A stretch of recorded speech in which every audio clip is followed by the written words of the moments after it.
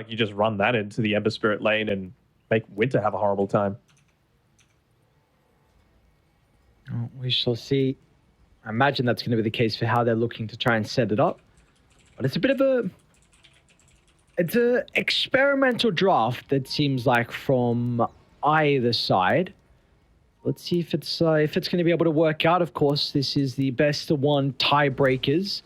And what do we need, right? So if Meteor win this best of one, then we get no potential of a replay. It means that the Meteor versus Bright series will be the one to determine who goes up. Yep. Yep. But if Supernova win, then Meteor, if they beat Bright, make it go all around again. But then again, if Bright wins, they qualify. There's still a lot to play for, with a lot of money still on the line, and of course the potential to move up to Division 1 with the lads on Piggy Killer. And remember as well, Meteor, they have had some hot form, and also their matchup versus Supernova, where they were able to 2-1 them in the group stages. So we shall see if that is going to continue to be the case with this matchup in particular or whatnot. Marblu, though, I like what the bounty's doing already. Just looking to try and scout at the lanes if there's any crazy shenanigans going on. Just making sure they get yoink that away matchup. the bounty rune. Wasn't successful, though.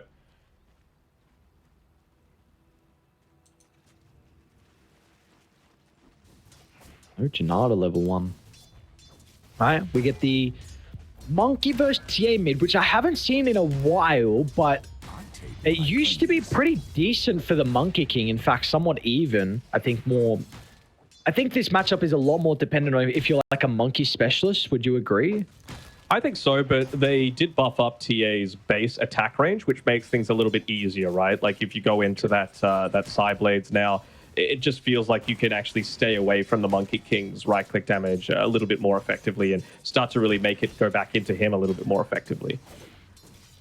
You're basically dead even on attack damage, though, so it's going to come down to a skill matchup at the end of the day.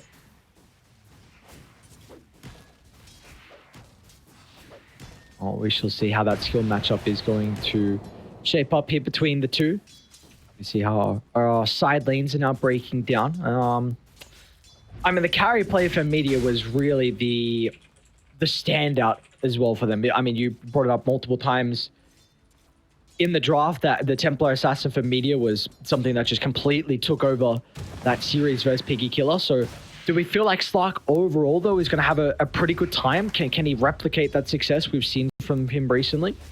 I think he should be able to. I mean, it's a pretty good core-to-core matchup against the TA and the Ember Spirit, but I'm not sure how much Disruptor is going to be able to do in this lane unless they're trying to get super aggressive and active, right? Like, maybe you get a little bit of damage off onto the Dark Willow, for example, rather than the Venomancer, and you're able to get him nice and low. Wasn't expecting to see that, though, coming through.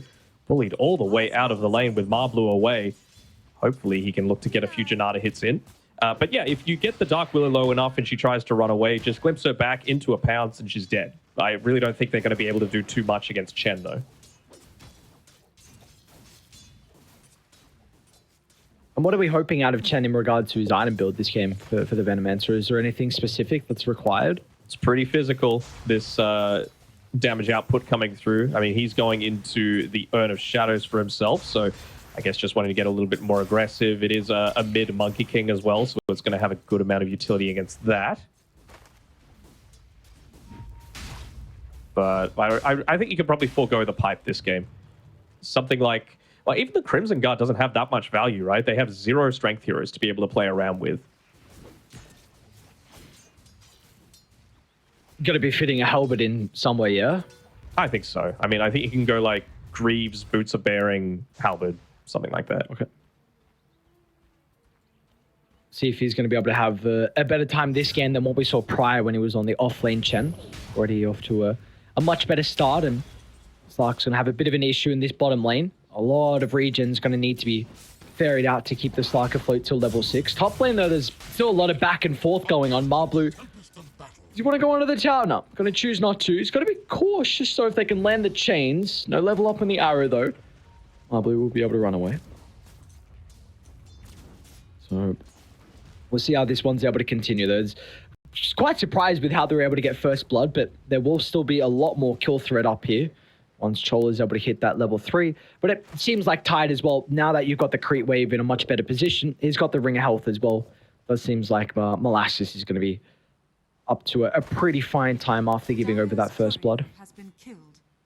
Yeah, I mean, even you've got Marblu as well, looking to make a lot of these rotations around, right? He's not quite yet level 3, but he's looking to steal away bounty runes. He's looking to snipe couriers as much as possible. I still really want him to be playing together with Winter as much as possible. You need to try and look to harass him down a little bit more. Looks like he's making a rotation towards mid to be able to take away that water rune and put a little bit of pressure onto Han. I mean, this mid lane is going to be a little bit different than most, right? No bottles picked up by either of them because they're just not using any spells. There's no value out of it. You want to try and keep that last hit advantage so you can get out on top of the skill matchup. There's that stun. Man, Han's in a lot of trouble. Yeah, and Echoes should be able to easily chase him down with the Orb of Venom. Cholo's going to look for a return kill, but the tower aggro is going to get swapped over to Marblu. And that is a TP that doesn't really provide them a lot. He's not even looking to try and soak up some of the experience mid lane too, so very nicely done from Marblu here. That gets level 3 now, so he's got second point in Janata, and he's going to be such a nuisance. Yoink. Even just getting the stun off the back of that, right? I almost wouldn't hate to see him put 0 points into the Shuriken toss. Maybe 1, just to be able to deal a little bit of that damage from afar. Does he even have a sentry? Yeah, he can. Go for it. Wisely done. But yeah, like more points into the Shadow Walk. Basically, the way that you do it now, considering the stun is on that component, you can provide 3.2 seconds of stun on a bounty hunter. As a position 4 that's making a lot of these rotations, it feels pretty damn effective to have that sort of tool in your arsenal. Just use the Shadow Walk, wait for the cooldown to come up, then right-click, instantly go back into the Shadow Walk, hit him again, and then you can deal a lot of damage and set up for the rest of your team.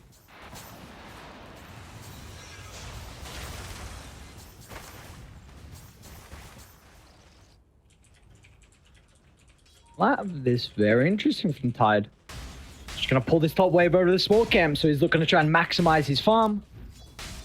And I mean, recognizes Cholo's been left from the lane for quite some time, so he is more than happy there. They're going to have a very, very farm Tide Hunters. I mean, simultaneously, the Slark, he's also top of the net worth as well down bottom and getting very close to his level 6, so surely this lane's going to get much easier for him.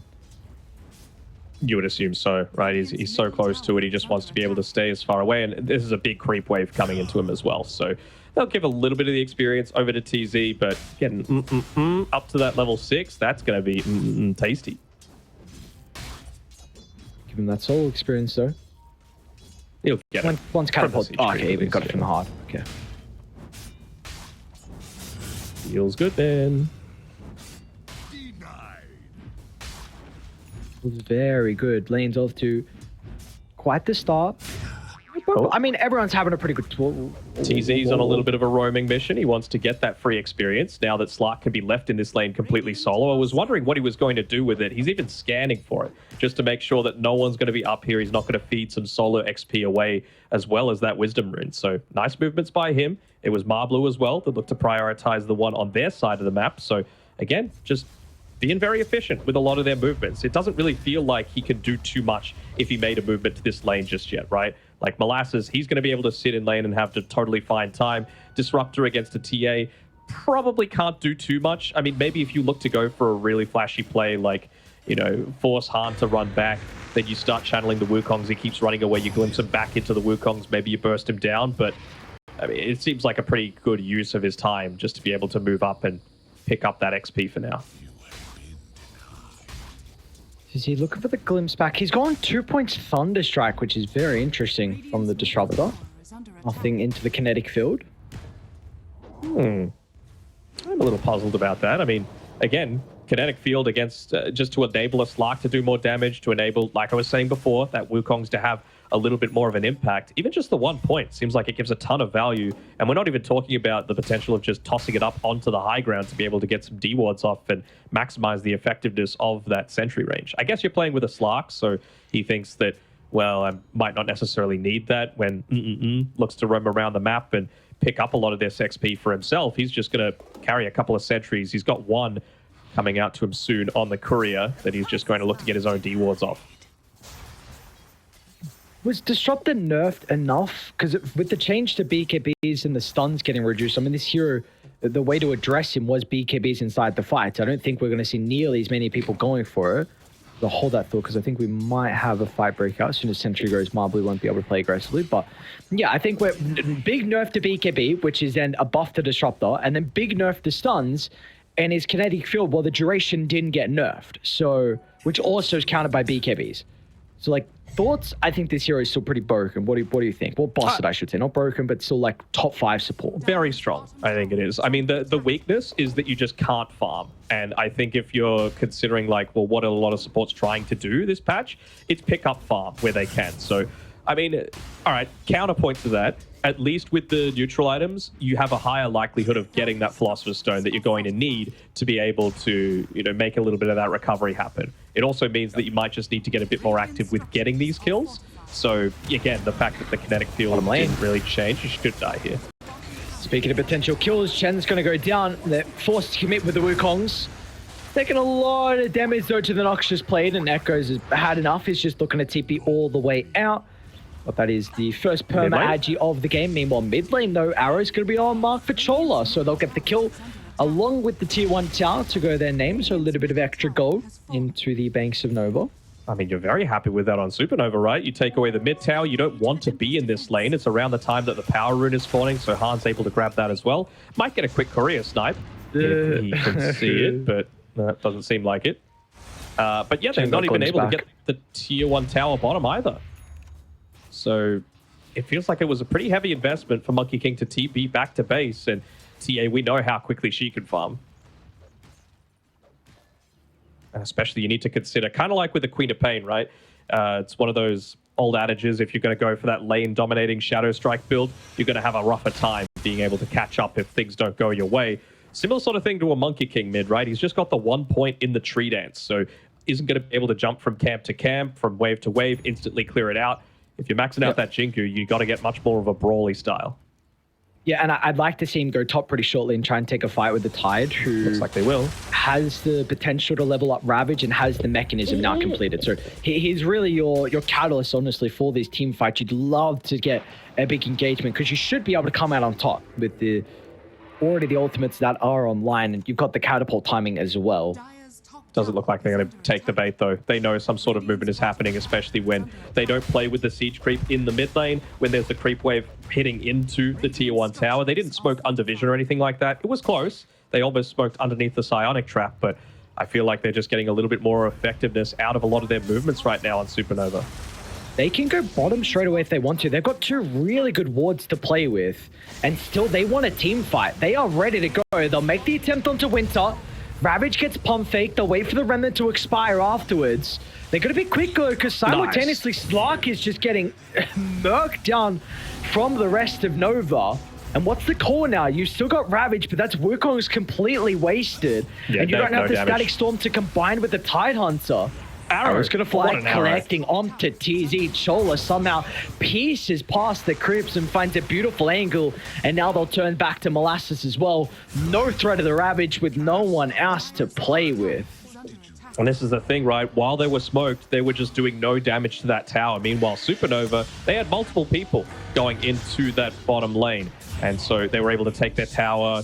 It was still after the fact, but it meant that you didn't have an objective to be able to fight around. It meant Slark could get isolated like that and killed off without any sort of kills being expended on Supernova's side. So I really like the fact that they prioritized just getting a lot of these early objectives. That's the important thing for Nova, because they're the ones that are going to need to be playing a little bit more on the back foot. You know, you know that you want to get active with this Monkey King going the brawling build. You know you want to get active with track as soon as you're able to get it up. So with Marblue being level 5 at 13 minutes, Disruptor, same sort of deal, it really hurts them. And remember, these are the guys that picked up those wisdom runes as well.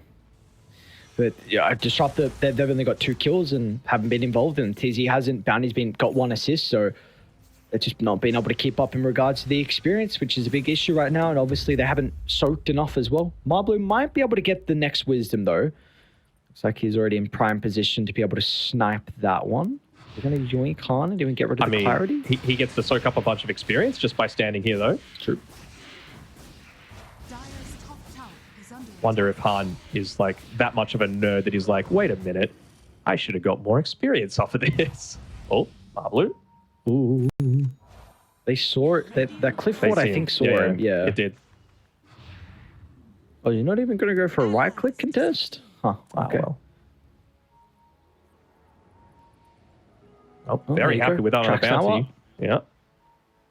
They are looking to try and invade deep inside the jungle. Echoes.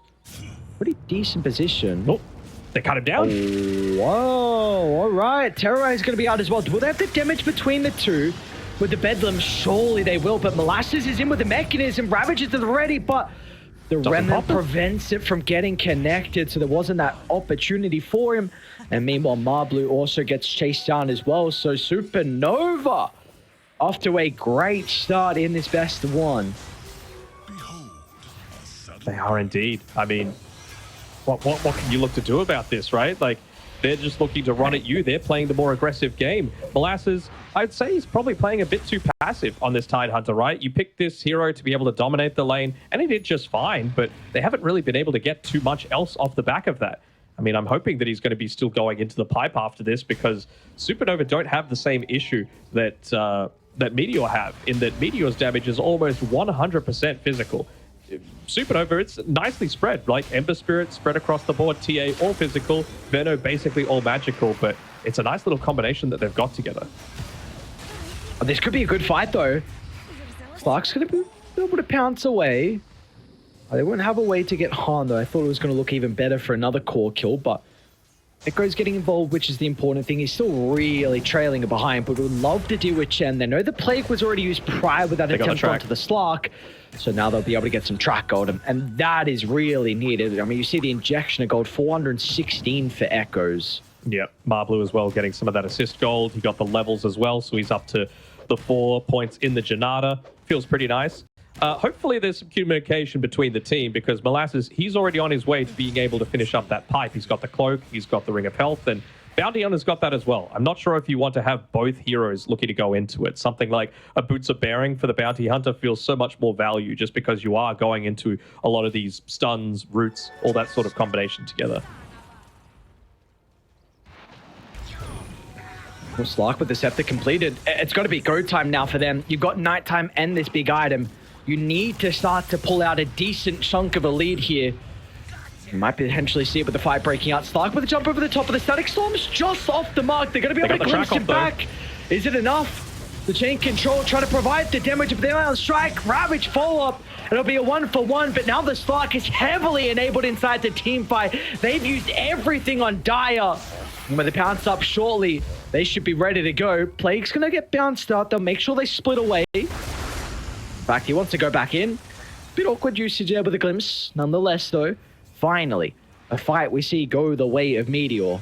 Even a little bit of awkward usage of the Ravage, right? I was expecting the Boundless Strike to come through a bit earlier too, so that Monkey King would be able to take out one of those high damage dealers at the very start. But these are the sorts of fights that Meteor Gaming are looking for. They were just waiting. They wanted to have that track available to themselves so that they could find these big fight effectiveness. I mean, even TZ, the Static Storm wasn't completely on point, but it created this area of the map that Supernova just couldn't traverse, right? They couldn't make that movement in.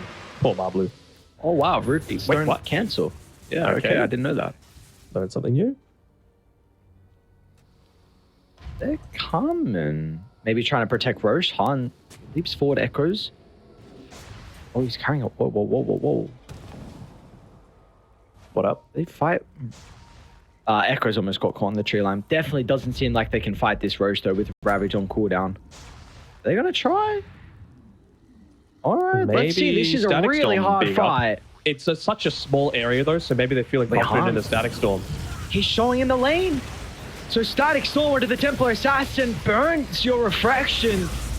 And now they're going to have the Wukongs as well to give them some control of the area. They've got to be cautious, though, because Chen starting to stack up some of the Plague Wards nearby, but they just run straight past them. They didn't even care. No worry at all for the boys on Meteor. Now they should be able to catch out Sheep as well. Beautiful out of control over the top. And I mean, you just said it best. He's starting to get really out of control.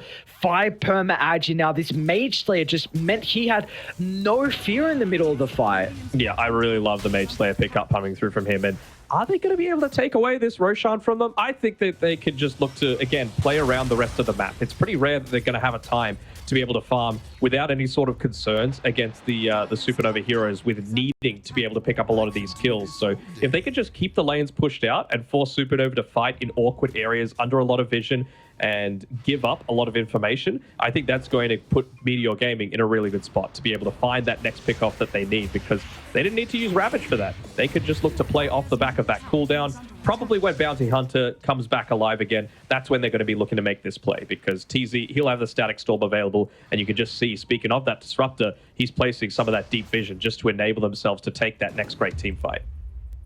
So in the past 5 minutes, it's been a 5,000 net worth swing. At the start of the nighttime, it was a 3K lead for Supernova. Now at the end of nighttime, it's a 2,000 lead for Meteor. And this was exactly what we were saying needed to happen.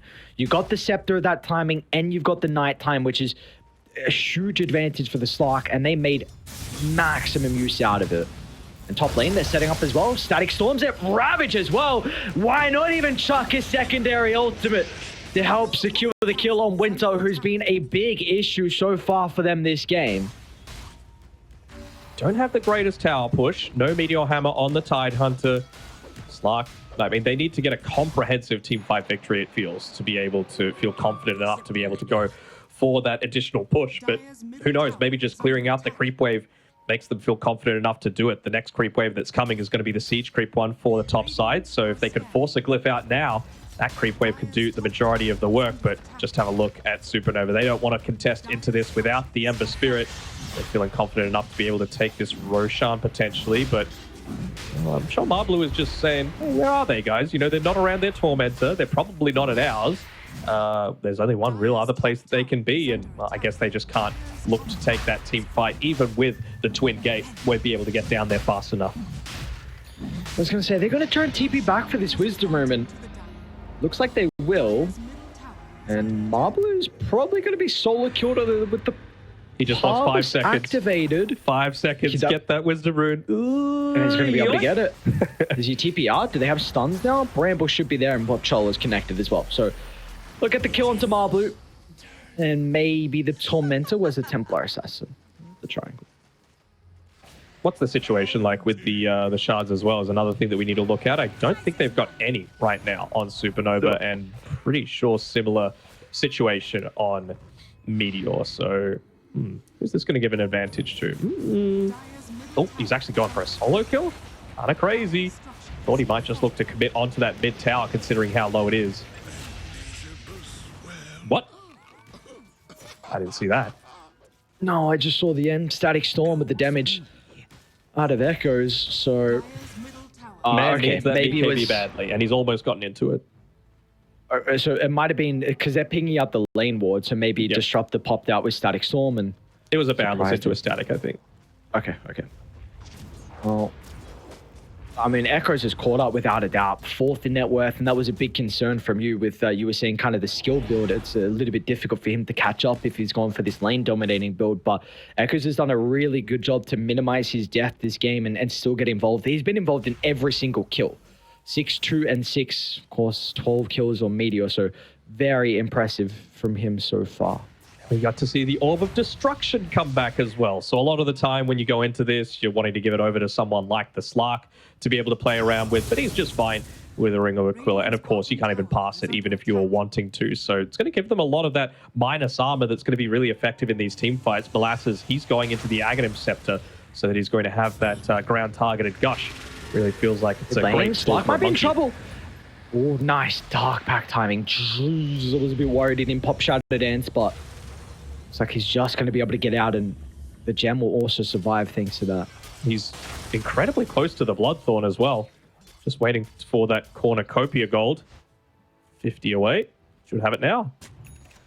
They're smoking up on Supernova, actually. Where are they looking to go with this? They do have a pretty good ward down to this bottom rift, which is surely going to get a glimpse of TZ. Nice pun. It's... Huh? What pun did you say? It's a disruptor. Oh, yeah, okay. Yeah. I thought you were saying you had a nice pun. Never. I forgot that I said glimpse. He's staying alive for quite some time. So you say they'd like to take him out, but you'd want to do that if a further fight breaks out. That kill, that's a lot of time wasted, right? And you've got this Aegis. The thing is, the bottom lane's pushing in, right? So maybe they're feeling like they're going to be able to push down this tier 2 tower, open up a bit more of the map. Maybe they want to have the potential to farm this bottom area. And we can see Monkey King sees that there's a sentry ward up on that high ground. I think he just doesn't want to let... they see the TA on her own. No glimpse back, though. Are they going to go for this? Slark's trying to connect from the north. See what the call's going to be. Of course, it's daytime, makes it a little bit more difficult. But with this Bloodthorn completed, Slark, he's going to be an issue for them. They'll get Chand as well. First life. Oh, wait, they might be able to get Slark, but the arrow connecting, and they're going to be able to blow him up. Whoa, Gem dropped on the deck now, and they're already looking for more. Trying to connect to the Venomancer is going to be killed off. The Ravage is still at the ready, along with the Wukongs. It's going to be a scary fight. But the use of the Dark Willow ultimate sends him out to Echoes. His Wukong gets broken. And now Nova, they should be able to clean up. Finally, a fight looking good for them. They're going to have to brute force down Echoes. They've got to be cautious about the static storm in the tree line as well. TZ is waiting in the wings, trying to find that perfect opening. He did run under the trap, so they're well aware of him being nearby. But Echoes might be able to block the Ember, but the Remnant's lacking. They'll bring down Winter, and now TZ, he's looking for the play onto Han. Glimpse back. Oh, great. Blink away. Han, quick on the fingers. Is he going for it? Maybe. I mean, you cheeky double. They got Greaves. Echo's going to jump in to act as a bodyguard. Winter's back. That's a big investment out of the buyback, but now with 5 members on Supernova, they can look to clean up. Meteor, they did the U-turn. They wanted to go back in feeling strong enough, but no, they haven't been able to get far enough to retreat away. Molasses charged down inside the jungle. He'll buy out before he dies, but in the end, that buyback from Winter will pay off. I was watching Winter a lot of that time in that team fight, and he was just playing off so little mana. He really doesn't have anything that's going to enable him to just keep that one up outside of the Falcon Blade, right? Like, do they even have a Greaves carrier right now? No, they don't. Like, Veno's got an Arcane Boots, and that's basically all that they've got to be able to play around with. So it's not like he's getting a lot of this consistent regen in fights, and he's finding himself in this weird position where he needs to get off these consistent Sleight of Fist combinations, but he just doesn't have the Fire Remnants to be able to play around with because he's short on resources. So one thing, after that pick off on the Slark, because they straight away went to another fight, they forgot to get the gem. So Slark did re-pick up the gem. Okay. And now they're looking to go back in. TA. What if they just killed him again? Oh, that could definitely work, but he's making it be a bit of an issue so far. Pounce up in a couple of seconds, and they won't be able to block him. Echoes is in a great position for the Wukong command as well, locked inside the river, but there's just no control. No one was ready to be able to capitalize with Echoes, and Supernova might just be able to retreat away, although they've caught the Ember. They don't have the Ravage for the extra stun lock. That's where Echoes is able to come into play. Try and TP out. Do they have the damage? Glimpse back. Wasn't it the timing? Still does the damage, but not the stun. Yeah, I'm not sure what he's doing right now. He had Healing Lotus available. He had 21 charges to be able to play around with, and all he really needed to do was survive for another second or two. Would have been able to get that pounce away. Of course, he's got the Bloodthorn, so inbuilt magic resistance, and that would have been enough time for that Wukongs to really deter any sort of aggression. So again, the pressure of this sort of high-stakes situation might be getting to Meteor a little bit, which is kind of weird to say, right? Because they were under threat of potentially having to face relegation tiebreakers just as short as 2 days ago. I'd say that's a lot scarier. Definitely. Now you're not really, you're not playing for your lives. You're not on the line here, at least for relegation Division 2. You're playing for that Division 1. The fear of success. Suffering from success. maybe it's a driving force for them, but they're going to need to turn this one around. A lot of that could potentially come off the back of this Skadi here for the Slark. Maybe we could see a Halberd come out potentially for the Tide to maybe mitigate some of the TA damage, but so many of these fights have been around wards, right? Like, they've got 2 pretty decent wards set up around this mid lane. Again, it's not exactly where Meteor wants to be playing, but if they can find a quick pick off onto the Slark. Whoa! Got the beautiful timing with the arrow. Very nicely done. The heal set up. They still want to fight, though. Ultimates are at the ready. Chen's going to try and posture aggressively. We're going to free Courier. That was the Halberd. Echoes though. Oh no, shouldn't matter. Static Storm's going to get laid down, so a heavy committal. Be able to deal with the dark. Even. Oh, all right. I don't know if you can commit further onto this. You gotta run. Winter's here, and he wants to go. Gate. They know there's not much they've got to be worried about. Ravage is really the only thing that could act as some control, but oh, they're just going to blow up the supports. Han deals with one, turns to the second. Molasses is now in some trouble as well. Slark is up in 20, but... wait, Echoes? Nice force stuff. Okay. Cautious. For a second, I thought he had the shard. It was kind of glitched out. I was like, hang on, what the hell's going on? Nicely played by Chola. Yeah. But, I mean, that's just one of those fights where I feel like they get away. Like, they were slowed down quite heavily. They just allowed Supernova to come in onto the back of them. And, again, you've got two pipes. You got one on the Bounty Hunter. You got one on the Tide Hunter. Just imagine if one of those was a Boots of Bearing or was a Lotus Orb, for example. Things feel incredibly different. You're able to get away, or you just have that inbuilt armor so that Ember, TA aren't slamming you down.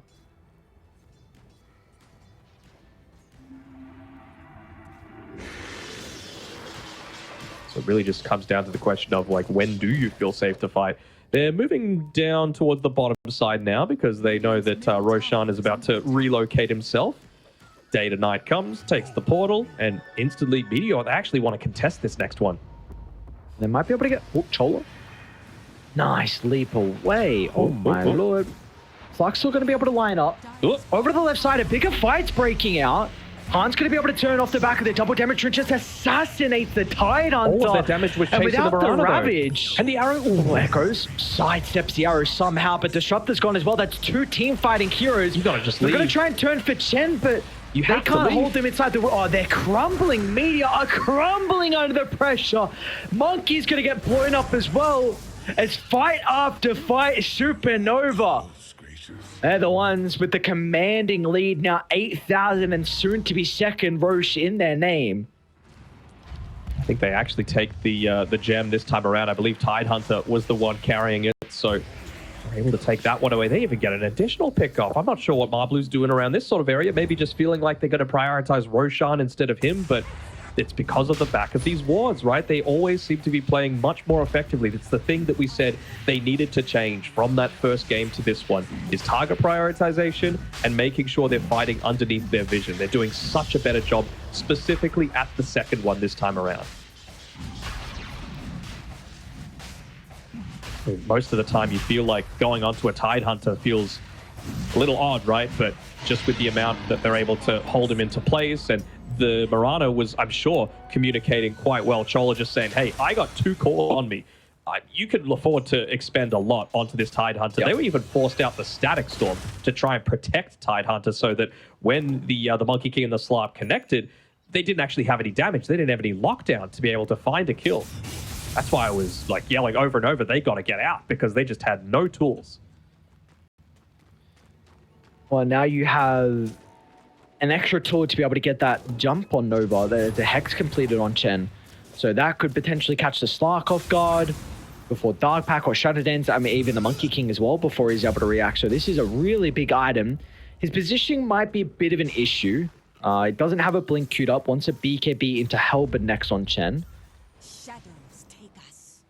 Man, look at what has happened with the win probability ever since the Slark died. So the last, like that death in the river was when they had a 72% win probability. They still had the game in their hands off the back of a lot of those track kills that they were able to get early on. But just something as simple as not using a wand, not using a Lotus, and not being able to leap away and get that Dark Pack regen coming through enables them to take one team Top fight. lane, they're probably going to try and force out a BKB, I suppose. There they go, force it out, Static Storm used. I mean, now you don't have Static Storm. So do you feel that worried about potentially going high ground? You've even got a Silver Edge too to be able to play around with. So maybe Tide Hunter feels a little bit too confident. Maybe he gets picked off. Maybe then you don't have Ravage because he's just gone ahead and bought out a Blink Dagger. Much more likely he's going to be playing on the back lines for sure. And I'm sure they're wanting to try and keep this item pickup hidden for as long as possible. But you're going to have to show at some point.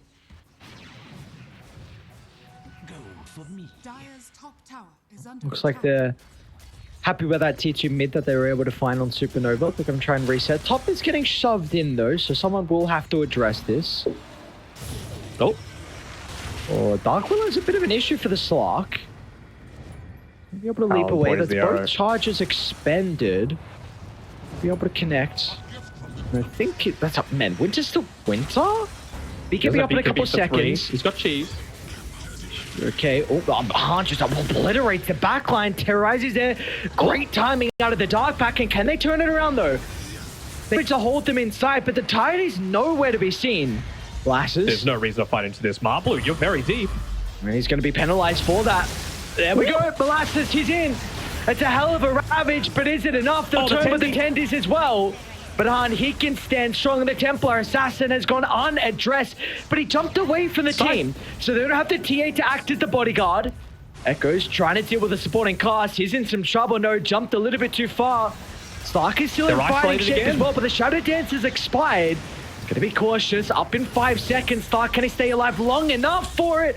Gets a big amount of health back. Turns over to the left. Tries to deal with the Venomance as well. Shadow Dance is back up, but he's still alive. Lots of Now they're able to stolen. cut the TA. Halberd stopping the turn potential, but once it expires, Can he burst him? he's looking to go for the finishing blow. He'll need a couple of right clicks. There's the first, but it's not enough. Stark looking to go for the backline. Winter, keep in mind, he brought back Briar. He'd be down for a while if they secure the kill, but they don't have the damage. Guides him from afar. Winter comes out on top. And now Han, though, still sneaking away. Trying to hide inside that tree line. They might have got a glimpse of the monkey. Looks like they did. The arrow's just off the mark, though, so Echoes is going to be able to turn now with the help and protecting him, completely disarmed for a long duration. Han blinks away. Oh, what a force. How's he out? Gets out of the kinetic field, out of the Woodgongs as well, and Han lives. The power of Harvest Man gave him that little bit of extra damage protection as well to make sure that he was able to get some of these blinks off back into the base. He's got a swift blink as well, right? I was thinking, well, there's a boots of bearing. Is there something else that's getting him into safety? But just with how farmed this TA is, that swift blink allowing him to get away at the very end once blinking back into the base.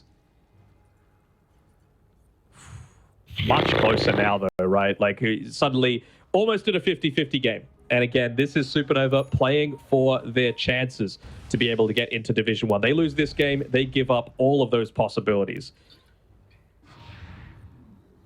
They're still not playing with an Aghanim shard on the TA either. And, well, speaking of shards, Tormentors are back up. Oh, okay. What up? Actually, I don't know if that's how it works. Who dis? So the TA got hit by the tendrils, and then they forced him afterwards. You know how there's this... In the air? No way. Yeah, you know how there's that weird... I don't know if it's arena or what. There was some mechanic where if you're up in the air and then you can like jump out of something. Like, you know how Earthspike bumps you up for a second, and then you can, like, if you force out, you can like go higher than the wall. I don't know if that was arena or field. With field. Arena for sure, it worked that way. Like if you were earth spiked into a spear, you wouldn't connect Right, onto the arena. Let's see. Oh, we got slow-mo too? Oh my god. So up force... Maybe it is. Field, maybe. Oh, it wasn't set up. It wasn't set up. I'm pretty sure it wasn't... Do we get a... Okay, never mind. Oh, we got a fire. Hang on. Whoa. Lasses? That break. Oh, he won't even get a ravage off. No buyback. Oh, wait, Slark? He wants the gem. Okay. Like you said, no buyback, pretty important. They don't have ages, though, to pierce the high ground, but that's 60 seconds where you can look to completely free farm. Hang on, Winter. Try to potentially force out a BKB. He's going to be okay, though, with still some heroes playing behind him, so Meteor maybe just trying to poke and prod, but they won't really get anything of value out of that attempt. I'm sure they're worried that he has that buyback available, though. It's been quite some time since he got into the Blink Dagger. They had a relatively successful team fight. Just want to try and prevent some sort of disaster again. These are the sorts of low bounty. Oh, yeah, they got Marblue. Ramble able to set up the arrow Slark. Nice. Gives him the death trap, though. Yeah. But the Terrorize going to be able to bump them out down to the south. I mean, Winter, he's more than okay with the BKB. He just baited 2 ultimates again. Winter just dancing in and out of these fights perfectly, and now they can steal the Tormentor away. Yep. And I got shot. Let me have a look at this. Okay, so I think they like tactically bought things because Venner was the last one to get the shard. Han got the one from their own Tormentor, right? So I think they specifically said, we want to give TA a chance to be able to get this one before the next yoink. Whoa. The drive-by. Hang on. What's going on? They've got a great ward on the cliff that sees TZ and the rest Not of the heroes again. starting to move on over. Dude, he just gets blown up. And now Shem trying to get the Hex out. He's going to be able to. Can the team follow up as well? Was the break ready from Han? It looks like it is. Going to try and get in range. Nice Ghost Scepter. Great timing with the Ghost Scepter. They've still got everything on cooldown. Wukong's down. Ravage at the ready. Molasses, he's never going to see an opportunity to use it though. And he just now they're bought just the going to Ghost turn to Scepter. Marblu. Oh boy, they are crumbling. Meteor have just never been able to have a successful fight as 5 where all their ultimates are ready to go. I mean, I know you want to leave the potential for the buyback in their mind, but I guess they'd already lost a couple of people. They didn't have that team fight. They realized they're that far behind, but the man's just playing with no buyback, and he's still not dropping the Ravage in these really risky situations, right? Maybe they can turn around, but I guess Slark was kind of out of it. I don't know. I don't know how they're going to be able to turn this one back. It's going to be on the back of hoping for another game-winning performance. Has to be very careful, though, because I feel like Han, he's going to be considering going into like a Scythe of Vice of his own soon, just to be able to catch out that Slark solo. It's actually a Nullifier he's going into. Yeah. So what do we got? Pipe, Ghost Scepter, Pipe. Glimmer Cape, There is a lot. The value Jingu as well. Pavis.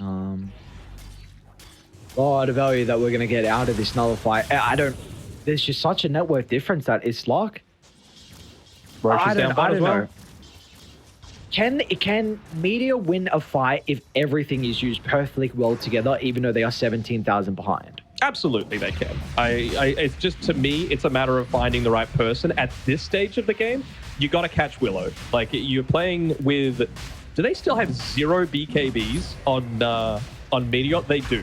So, I mean, Terrorize is just giving them an incredible amount of utility. Bramble Bays, incredible amount of utility. Even the Cursed Crown, right? You're basically just resigning yourself to losing They're too late. a lot of your team fight. And they are too late. But they can catch up Might be with the able to target. get... All right, Venno. Not bad, not bad. He can buy back and look to rejoin. But the fight's further breaking out without him at the moment. Let's see if it's going to favor Meteor. The retreat's been called. Looking to try and reset the positioning. They still got the Ravage at the ready, but it's going to be the best Ravage of the game so far to TZ, turn the he's about to fight. die back. Echoes, he's trying to deal with the backline supports. They want to try and target down Sheep, but Echoes, he's completely split from the team without some further assistance, without the Ravage or the Depth Shroud. There is just no way to keep them alive, and now one by one, they'll be chased down. Die back. Up the higher ground, they can now look to go.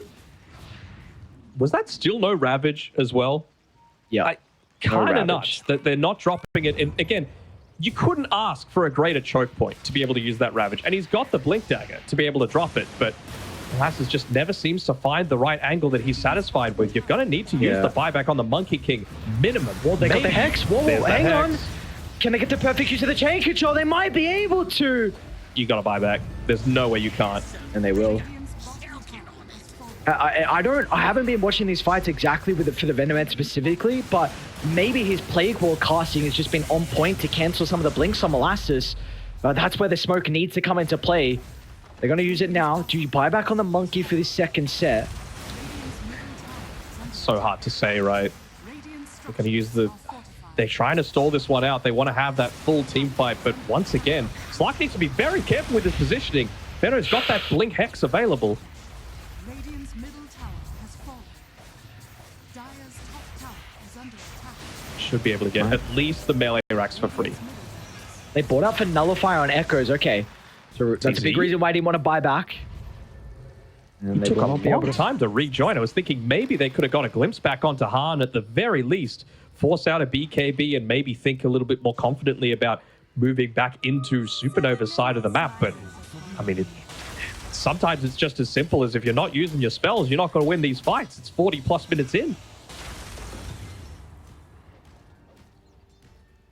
maybe some neutral items are going to give them a bit of a reprieve to be able to feel a little bit more confident. I mean, they've got a Spell Prism now to play with. Bounty Hunter took a Martyrs plate. I mean, I'm not sure if you want to be redirecting too much damage to yourself. Maybe if you do that and Ghost Scepter, then you actually don't take any physical damage. I'm not sure how that works. Someone needs to give a token of molasses. If he can get a ninja gear, then maybe. Like maybe some of these fights could be different. I think you would definitely want that instead of the Quickening Charm. And you finally got the Phylact tree as well on the Bounty Hunter as well. So now you've got a way to be able to interrupt Blink on the Venomancer, for example. Smoke on smoke. They can find the backline. That's exactly what Meteor wants. Can they, though? That's the question. They weren't able to find that perfect angle, so both sides are going to swap positioning on the map. It's going to be Han that's going to try and charge on forward. Keep in mind, he still has the ages to work with it. He's very far on the front line. They're going to use the Ravage for the first time, but just they want to take him out of the equation to start, and they should be able to do so. But the Terrorize flies him. It's not enough, though. That's just one line. They get him at once, but can they get him a second time? He's still got the BKB apt and ready. In fact, great reaction out of the Blink. Han's okay, and Slark is not. A dieback for the carry on Meteor. They're looking to try and retreat. They caught the signal, but the Tide's TP will be cancelled, and with that, the game should be over, and it looks like Supernova, they've got the potential now. There is a lot on the line here for our last tiebreaker. If Bright don't take it, we do it once again. Oh, that's how you want it to end up, but it really feels like they had a real... Get it out! What's up?